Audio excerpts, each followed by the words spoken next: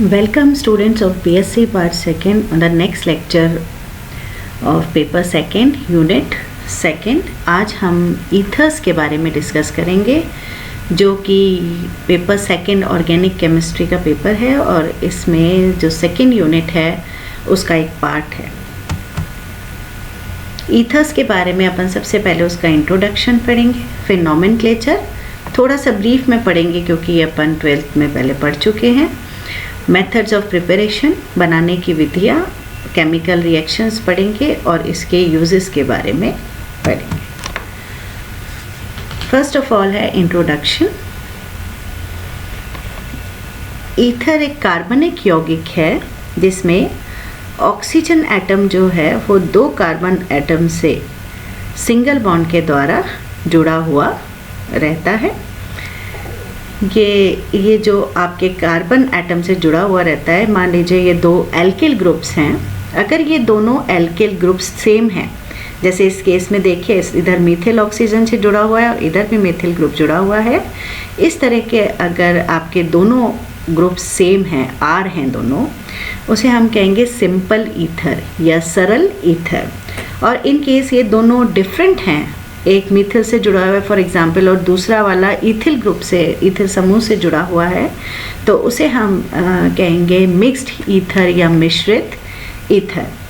और सेम अगर दूसरा नॉमेनक्लेचर भी है इसका, अगर दोनों आपके सेम है एल्किल ग्रुप्स तो उसको अपन सम्मित ईथर भी कहते हैं, सिमेट्रिकल ईथर भी कहते हैं।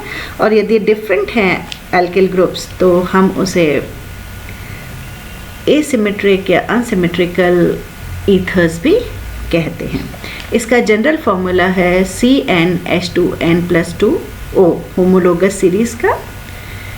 इनकी रिएक्टिविटी बहुत ही कम होती है, इसमें ईजिली अटैक एल्कली का, डाइल्यूट मिनरल एसिड्स है, मेटल्स, ऑक्सीडाइजिंग या रिड्यूसिंग एजेंट्स, नॉर्मल जो ऑर्डिनरी कंडीशंस हैं रूम आगे इस पे अटैक नहीं कर पाते हैं क्योंकि इसकी जो क्रियाशीलता है बहुत ही कम होती है। ड्रास्टिक कंडीशन ले, अगर अपन जैसे गर्म कर रहे हैं या स्ट्रॉन्ग एसिड्स लिया या ऑक्सीडाइजिंग एजेंट या रिड्यूसिंग एजेंट स्ट्रॉन्ग लेते हैं तभी ये अभिक्रिया करते हैं।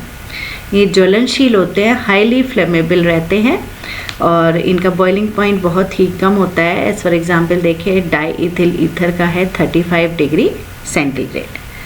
ईथर्स में देखिए हाइब्रिडाइजेशन जो होता है इधर ऑक्सीजन का वो होता है sp3 हाइब्रिडाइज्ड।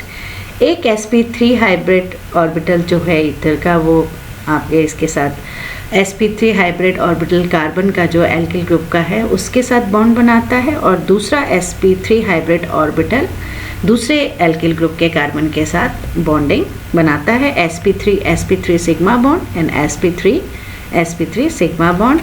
2 हाइब्रिड ऑर्बिटल्स जो हैं जिन्होंने बॉन्ड नहीं बनाया उनमें एकाकी इलेक्ट्रॉन युग्म ऑक्सीजन के पास 2 हैं, लोन पेयर ऑफ इलेक्ट्रॉन्स इसमें रहते हैं। इनके बीच का एंगल देखिए एल्किल ऑक्सीजन कार्बन जो बॉन्ड एंगल है वो है 112 डिग्री सेंटीग्रेड।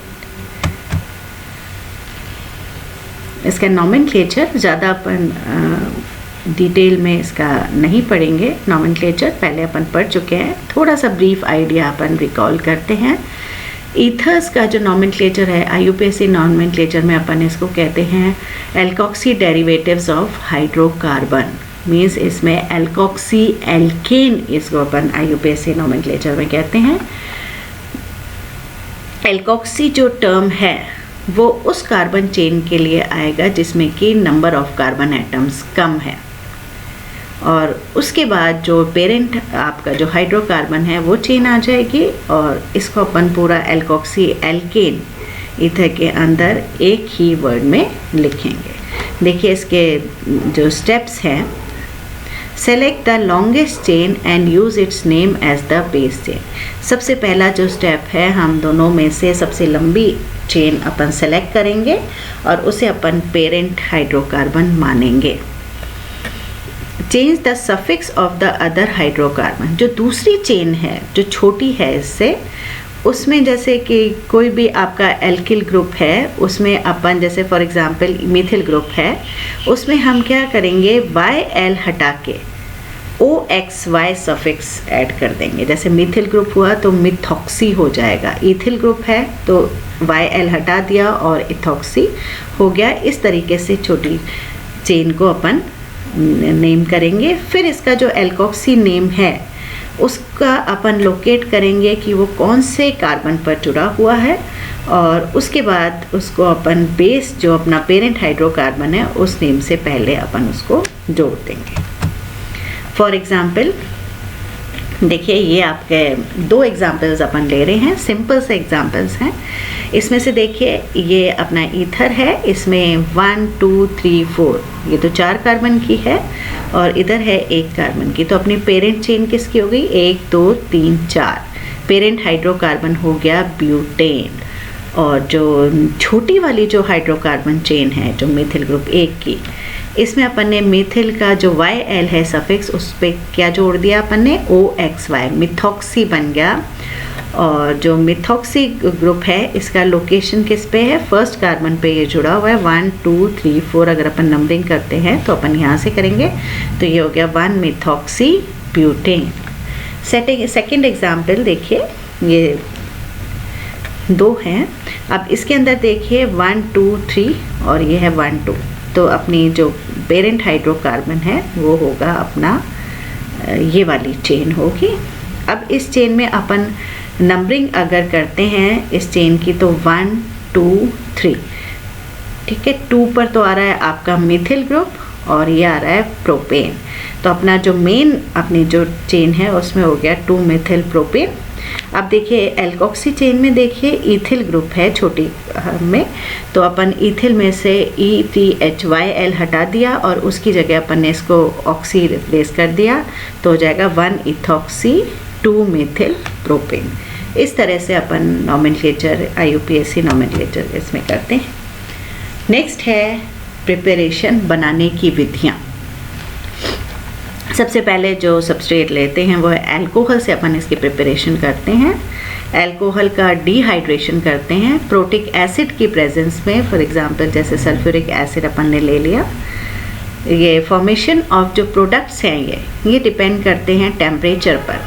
फॉर एग्जांपल जैसे अपन ने इथेनॉल लिया तो ये 140 डिग्री सेंटीग्रेड पर तो इथिल का निर्माण करता है, इसे अपन डाई इथिल ईथर कहते हैं।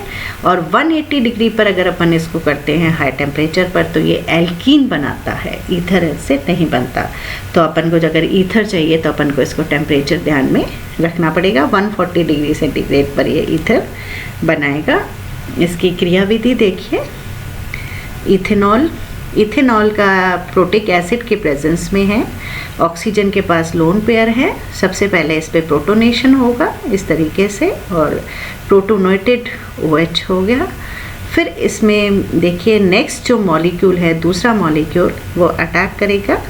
ये अब आपका जो OH2 है ये लीविंग ग्रुप है, अच्छा ये अपना निकल जाएगा और ये OH इधर पर आपके ये बॉन्ड टूट गया, ऑक्सीजन लोन ये जो बॉन्ड के इलेक्ट्रॉन्स है ऑक्सीजन लेके बाहर आ जाएगा वाटर के फॉर्म में, और जो यहाँ पर आ जाएगा आपके प्लस चार्ज, ये आपके अटैक करेगा OH जो दूसरा मॉलिक्यूल है इथेनॉल के, वो आके इसके साथ अटैच हो जाएगा। इस तरीके से लग गया।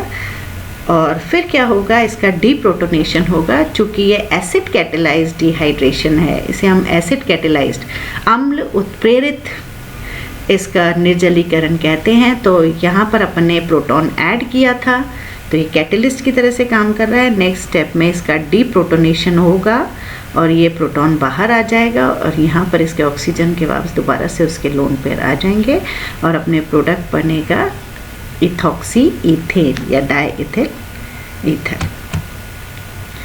नेक्स्ट है अल्कोहल से ही अपन अल्कोहल्स को जब एल्यूमिना के साथ हीट करते हैं 250 डिग्री सेंटीग्रेड पर तो ईथर का निर्माण होता है और वाटर बाहर आ जाता है। नेक्स्ट एल्कोहल से ही दूसरी प्रिपरेशन है जैसे डाईअज़ोमीथेन है। ये क्या है? ये डाईअज़ो, दो नाइट्रोजन एटम्स हैं इस पे, तो डाईअज़ोमीथेन इसको कहते हैं। बोरॉन ट्राइफ्लोराइड सॉल्वेंट है। इसके प्रेजेंस में जब रिएक्शन कराते हैं तो नाइट्रोजन गैस निकल जाती है और ये आपके मिथिल ग्रुप के फॉर्म में जुड़ जाता है, मतलब मिथॉक्सी ईथर्स इससे अपन को प्राप्त होते हैं। बहुत ही इम्पॉर्टेंट सिंथेसिस है नेम्ड विलियमसन ईथर सिंथेसिस।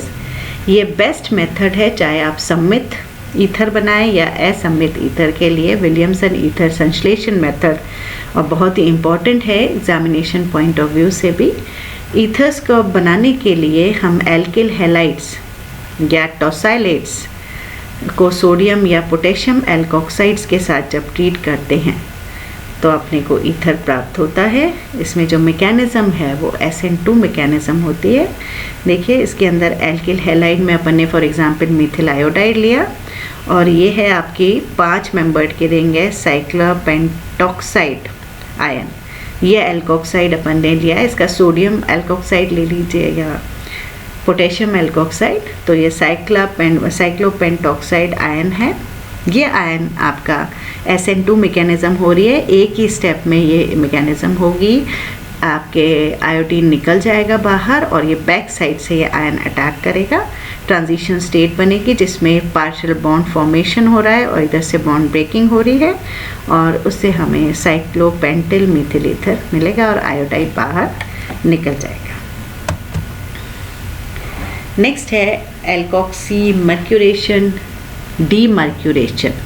इसको हिंदी में कहते हैं एल्कोक्सी मर्क्यूरीकरण और विमर्क्यूरीकरण।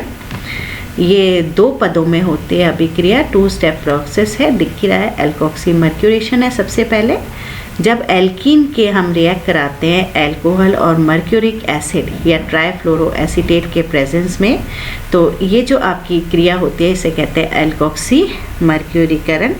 देखिए इसमें अपन ने, ये है आपके स्टायरीन है, बेंजिलेज C6H5 CH double bond CH2, इस एल्कीन को अपन कहते हैं स्टायरीन और इसका मर्क्यूरिक ट्राइफ्लोरो मर्क्यूरिक एसीटेट लिया है मिथेनॉल सॉल्वेंट के प्रेजेंस में, अपने अल्कोहल लिया और ये मर्क्यूरिक एसीटेट और अपने क्या हुआ एल्कीन का डबल बॉन्ड खुल जाएगा और अपने मर्क्यूरेशन हो गया, ऑक्सी मर्क्यूरेशन हो रहा है, मिथॉक्सी ग्रुप लग गया और दूसरे में ट्राइफ्लोरो मर्क्यूरी एसीटेट आपके लग गया।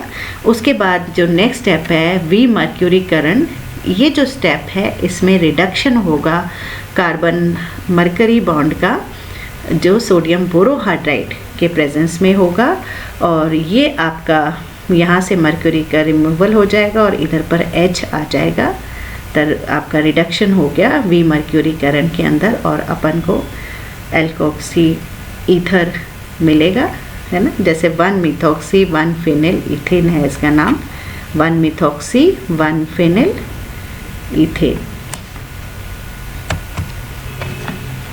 एल्किल की प्रिपरेशन एल्किल हैलाइड से ड्राई सिल्वर ऑक्साइड, ये ध्यान रखिए अगर अपन ड्राई सिल्वर ऑक्साइड लेते हैं और एल्किल हैलाइड को हीट करते हैं तो अपन को ईथर मिलता है। As for example ethyl bromide लिया, सिल्वर ऑक्साइड ड्राई के ऊपर आपने ड्राई सिल्वर ऑक्साइड के प्रेजेंस में इसको हीट किया तो अपन को ईथर मिलेगा plus silver bromide precipitate out हो जाएगा। नेक्स्ट स्टेप है अगर अपन को कोई हायर, अपन को होमोलोगस सीरीज चाहिए, छोटे ईथर से अपन को कार्बन की संख्या बढ़ानी है, हायर ईथर्स बनाने हैं, तो इसके लिए अपन बहुत ही इम्पॉर्टेंट रिएजेंट है ग्रिग्नार्ड रिएजेंट, ग्रिग्नार्ड अभिकर्मक यूज़ करेंगे और ईथर जो लेंगे लोअर ईथर उसको हेलोजिनेटेड फॉर्म में लेंगे, मतलब हेलोजन लगा हुआ होगा। एज फॉर एग्जांपल ROCH2X लिया ग्रिग्नार्ड रिएजेंट के साथ, आपके MgX2 निकल जाएगा और जो ग्रिग्नार्ड रिएजेंट का जो एल्किल ग्रुप है वो आके यहाँ पर जुड़ जाएगा और अपन को हायर ईथर मिलेगा, मतलब कार्बन की संख्या इसमें ज़्यादा होगी प्लस मैग्नीशियम हैलाइड बाहर आ जाएगा। तो ये कुछ प्रिपरेटरी मेथड्स थे ईथर बनाने के। अब इसकी रिएक्टिविटी की तरफ चलते हैं। अपन पहले ही भी पढ़ चुके हैं, इनकी रिएक्टिविटी कम होती है मैंने रूम टेम्परेचर या बहुत ही लोअर मान लीजिए ऑक्सीडाइजेशन किया, रिडक्शन किया या किसी के साथ भी अपन ने अभिक्रिया कराई, वो आसानी से नहीं होती है, इसे हीट करना पड़ता है या ड्रास्टिक कंडीशन में ये अभिक्रियाएँ होती हैं। सबसे पहले देखिए बेसिक कैरेक्टर, ये क्षारीय प्रकृति दर्शाता है। जब हम इसे लुईस अम्लों के साथ जैसे बोरॉन ट्राइफ्लोराइड, एल्यूमिनियम क्लोराइड या ग्रिग्नार्ड रिएजेंट के साथ अभिक्रिया करवाते हैं तो ये सॉल्ट बनाता है, एसिड के साथ अभिक्रिया कर लेता है। देखिए जैसे R2O और RMgX, इसी तरह से R2O बोरॉन ट्राइफ्लोराइड, यहाँ R2 कर लीजिए तो ये इसके जो लोन पेयर हैं ये इसके साथ कोऑर्डिनेट बॉन्ड एसिड के साथ बना देता है। इसमें और क्लियर देखिए, ग्रिग्नार्ड रिएजेंट के साथ 2 मॉलिक्यूल्स इसके साथ अभिक्रिया करेंगे और इस तरीके से सॉल्ट बनेगा, दोनों लोन पेयर इसके मैग्नीशियम के साथ जुड़ जाएगा। नेक्स्ट चलिए हाइड्रोलिसिस, जल अपघटन। ये जो जल अपघटन होता है ये डाइल्यूट सल्फ्यूरिक एसिड के प्रेजेंस में कुछ प्रेशर लगाना होता है, तब ये हाइड्रोलिसिस होता है और अल्कोहल बनता है। हाइड्रोलिसिस मीन्स जल के उपस्थिति में bond breaking. ROR water dilute sulphuric acid के प्रेजेंस में हीट करते हैं, ये बॉन्ड टूट जाता है, अल्कोहल के 2 मॉलिक्यूल्स मिलते हैं। अगर आपके सिमिलर है ईथर, अपना सिंपल ईथर लेते हैं तो 2 मॉलिक्यूल्स इथेनॉल के प्राप्त होते हैं। कंसनट्रेटेड सल्फ्यूरिक एसिड में सबसे पहले अपन को ईथर के साथ हाइड्रोजन सल्फाइड कॉरेस्पॉन्डिंग आपने सॉल्ट बनता है और सॉल्ट को जब अपन हीट करते हैं तब अपने को अल्कोहल मिलता है प्लस एल्किल हाइड्रोजन सल्फेट मिलता है। इस तरीके से देखिए अल्कोहल, ये बॉन्ड ब्रेकिंग हुई, अल्कोहल बना और एल्किल हाइड्रोजन सल्फेट अपने को प्राप्त होता है। नेक्स्ट है action of halogen acid, halogen अम्लों के साथ अभिक्रिया, as for example HCl, HBr, HI। इसमें HI और HBr के एल्किल जो हेलाइड है ये बनता है, जबकि अटैक होता है SN2 अटैक होता है और लेस हिंडर्ड साइड से होता है। एल्किल हेलाइड अगर अपने एल्किल हेलाइड्स बनते हैं इसके अंदर, देखिए SN2 अभिक्रिया से। अगर टर्शरी है ईथर तो अपने अभिक्रिया होगी SN1 अभिक्रिया से। एल्किल एरिल ईथर्स हैं वो एल्किल ऑक्सीजन बॉन्ड क्लीव होता है। ये देखिए जैसे ethyl phenyl ether for example अपन ने लिया, ये अपना एल्किल एरिल ईथर है, ये एरिल ग्रुप है और ये एल्किल ग्रुप है, इथिल ग्रुप। इस केस में देखिए क्लीवेज जो होगा यहाँ से भी हो सकता है और यहाँ से भी, लेकिन इसके अंदर ये आपके जो स्टेबल होता है ये जो एरिल ऑक्सीजन बॉन्ड होता है ये ज़्यादा स्टेबल होता है रेजोनेंस के कारण, तो आपके जो बॉन्ड ब्रेकिंग होगी वो इधर से होगी। देखिए HBr के साथ और अपने को ब्रोमाइड मिलेगा, एल्किल हेलाइड प्लस अपने को अल्कोहल मिलेगा, इस केस में फिनॉल मिलेगा। रिएक्टिविटी जो ऑर्डर है हेलोजन एसिड्स का, सबसे ज़्यादा रिएक्टिविटी HI की होती है, फिर HBr और सबसे कम रिएक्टिव होता है HCl। हाई टेम्परेचर पर ये अभिक्रिया होती है। देखिए इसके अंदर देखिए जैसे आपने इथिल आइसोप्रोपिल ईथर लिया है तो अपने जो क्रियाविधि के हिसाब से कैसे होगी, SN2 क्रियाविधि होगी। SN2 क्रियाविधि HI के साथ देखिए मैकेनिज्म दिखा रखी है। यहाँ पर आपके सबसे पहला स्टेप होगा H आके इस पे जुड़ जाएगा, प्रोटोनेशन हो जाएगा। अब जो आपका जो कौन सी अभिक्रिया है, SN2 नाभिक स्नेही प्रतिस्थापी अभिक्रिया है ये। तो जो नाभिक स्नेही है अब कहाँ से अटैक करेगा, देखिए यहाँ आइसोप्रोपिल ग्रुप है तो ये ज़्यादा हिंड्रेंस है, त्रिविमीय बाधा इधर अधिक है और इधर कौन सा ग्रुप है, इथिल ग्रुप है। इधर त्रिविमीय बाधा कम है, लेस हिंडर्ड है, तो नाभिक स्नेही इस बॉन्ड से करेगा, मीन्स ये बॉन्ड टूट जाएगा, ऑक्सीजन अपने इधर लोन पेयर ले लेगा, ये बॉन्ड टूट के आयोडाइड लग जाएगा, ये इन्वर्टेड कॉन्फ़िगरेशन का अपन को एल्किल आयोडाइड मिलेगा और यहाँ पर OH बन जाएगा, मीन्स इन्वर्जन होगा इस प्रोडक्ट के अंदर, SN2 अभिक्रिया। अगर यहाँ पर अपन टर्शरी ईथर ग्रुप लगा होता, अगर टर्शरी ग्रुप लगा होता एल्किल ग्रुप, तो अभिक्रिया SN1 होती, क्योंकि अपन जानते हैं आपका जो कार्बोकैटायन बनता है वो ज़्यादा स्थायी होता है।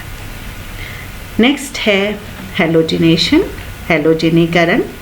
हेलोजनीकरण होता है, हेलोजन आपका इसमें आके जुड़ेगा और H निकल जाएगा। देखिए हेलोजिनेशन में मान लीजिए ये डाइथिल ईथर लिया है, dark in the absence of light, प्रकाश की अनुपस्थिति में जो हेलोजिनेशन होगा उसमें आपके देखिए एक H यहाँ से रिप्लेस हो गया और मोनोक्लोरो डाइथिल ईथर मिलेगा।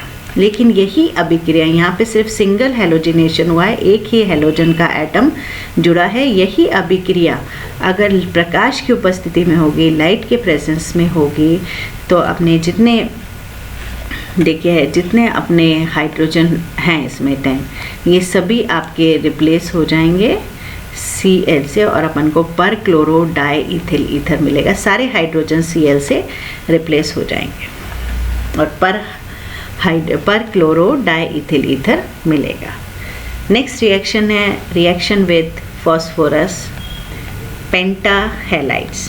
फॉर एग्जांपल हमने लिया है PCl5। PCl5 हीट करने पर यह अभिक्रिया होगी और अपने को मिलेगा RCl plus phosphorus oxychloride, means अपने को एल्किल हैलाइड्स प्राप्त होंगे। नेक्स्ट देखिए रिएक्शन कार्बन मोनोऑक्साइड के साथ। ये अभिक्रिया देखिए टेम्परेचर, आप देखिए कंडीशंस देखिए इसके अंदर। रिएक्शन तभी इजली हो रही है जब अपन हीट कर रहे हैं या अंडर प्रेशर कर रहे हैं या लाइट के प्रेजेंस में कर रहे हैं, तभी हो रही है। इस केस के अंदर देखिए 150 डिग्री सेंटीग्रेड और 500 atmosphere in the presence of boron trifluoride अभिक्रिया होगी और ये CO जाके इसे ऑक्सीजन और कार्बन के बीच में इंसर्ट हो जाएगा और अपने को मिलेगा एस्टर। नेक्स्ट रिएक्शन है एसिटिलीकरण, एसिटाइलेशन। ईथर रिएक्ट करता है एसिटिल क्लोराइड के साथ या एसिटिक एनहाइड्राइड के साथ in the presence of Lewis acid. Lewis acid देखिए जिंक क्लोराइड लिया या एल्यूमिनियम क्लोराइड, हैलाइड्स ले लीजिए, एल्यूमिनियम हैलाइड, जिंक हैलाइड, और अपने एस्टर बनता है, एसिटाइलेशन हो जाता है। एक तो बॉन्ड ब्रेक होके एल्किल हैलाइड बनता है प्लस अपने को एस्टर मिलता है। देखिए एसिटिल क्लोराइड के साथ है और दूसरी रिएक्शन है एसिटिक एनहाइड्राइड के साथ। एसिटिक एनहाइड्राइड के केस में अपने को दोनों मॉलिक्यूल्स एस्टर के मिलते हैं। नेक्स्ट है ऑक्सीडेशन, ऑक्सीकरण। ईथर जो है ऑक्सीजन जो एयर में है, हवा में जो ऑक्सीजन है उसके साथ पर ऑक्साइड का निर्माण करता है जो कि अनस्टेबल होता है, अस्थायी होता है। ये जो पर ऑक्साइड होता है ये वायलेंटली जैसे ही अपन डिस्टिलेशन करते हैं तो इसमें एक्सप्लोजन होता है, मतलब ये जैसे ही आपने इसका डिस्टिलेशन करा तो जो पर ऑक्साइड है वो एक्सप्लोड कर जाता है। तो अपने को ये ध्यान रखना होता है। देखिए इस तरीके से डाइथिल ईथर पहले ये हाइड्रो पर ऑक्साइड बनाता है ऑक्सीजन, एयर के ऑक्सीजन से, और फिर ये डाइथिल ईथर पर ऑक्साइड का निर्माण होता है जो कि एक्सप्लोजन करता है यदि अपन डिस्टिल करते हैं। ईथर को कि अपन को अगर इसका देखना है कि किस उसमें ईथर को हमने फेरस अमोनियम सल्फेट के साथ सॉल्यूशन के साथ जब ट्रीट करते हैं और पोटेशियम थायोसाइनाइड लेते हैं तो ये रेड कलर आता है इसका। ये आपने परऑक्साइड की प्रेजेंस बता रहा है कि ऑक्सीजन के प्रेजेंस में, जैसे परऑक्साइड है इस जिसमें जो अपने फेरस सॉल्ट लिया है उसका जो ऑक्सीडेशन स्टेट है +2, ये ऑक्सीडाइज होके परऑक्साइड के प्रेजेंस में ये फेरिक स्टेट में चेंज हो जाती है। देखिए अगर ईथर के अंदर अगर परऑक्साइड बना हुआ है तो इसको टेस्ट करने के लिए अपन ये जो टेस्ट है करते हैं। परऑक्साइड फेरस को फेरिक स्टेट में कन्वर्ट कर देता है जो पोटेशियम थायोसाइनेट के आयन से अभिक्रिया करता है और ये रेड कलर का आपके रेड कलर देता है इस कॉम्प्लेक्स के कारण।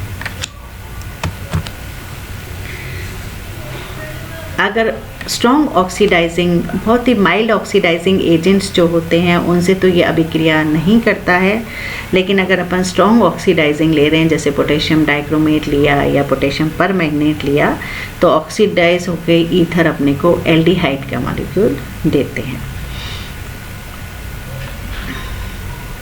जो आपके फर्दर ऑक्सीडेशन करके आप एल्डिहाइड फर्दर ऑक्सीडाइज होके क्या बनाते हैं, एसिड्स का निर्माण करते हैं। कंबशन, देखिए ईथर्स वॉलेटाइल हैं और हाईली फ्लेमेबल हैं, ज्वलनशील होते हैं और ये ऑक्सीजन के प्रेजेंस में बर्न होते हैं और इनका कंबशन होता है और ये अपने कार्बन डाइऑक्साइड और वाटर का निर्माण करते हैं। लास्ट ऑफ ऑल इसके यूजेस, क्या लाभ हैं इसके, यूज़ करते हैं ईथर्स की क्योंकि रिएक्टिविटी कम है, बहुत ही ड्रास्टिक कंडीशन पे ये रिएक्ट करते हैं हीट लाइट के प्रेजेंस में या हायर स्ट्रॉन्ग ऑक्सीडाइजिंग एजेंट है, तो इनको अपन ज़्यादातर क्या है सॉल्वेंट की तरह से यूज़ करते हैं, fats, oils, Grignard reagents, resins etcetera, इनके निर्माण में ये सॉल्वेंट का काम करते हैं। इनका ये क्या है, जैसे ही ये ठंडा करते हैं, इवापोरेशन होता है तो ये ठंडक पहुंचाते हैं, तो इन्हें रेफ्रिजरेंट में भी यूज़ किया जाता है, एनेस्थेटिक की तरह से भी ये यूज़ होते हैं ethers. For providing inert and moisture free medium, ज़्यादातर इनर्ट है, अपन ने बताया भी कि कोई भी रिएक्शन है इसमें जो मीडियम है, अगर अपन को इनर्ट चाहिए तो ईथर्स जनरली इनकी रिएक्टिविटी बहुत लो है, तो और मॉइस्चर फ्री मीडियम के लिए और इनर्टनेस के लिए ये रिएक्शन में मीडियम की तरह से आपके काम में आते हैं। ये था ईथर्स के बारे में, उसके preparation, physical properties, chemical properties और उसके यूजेस। Thank you.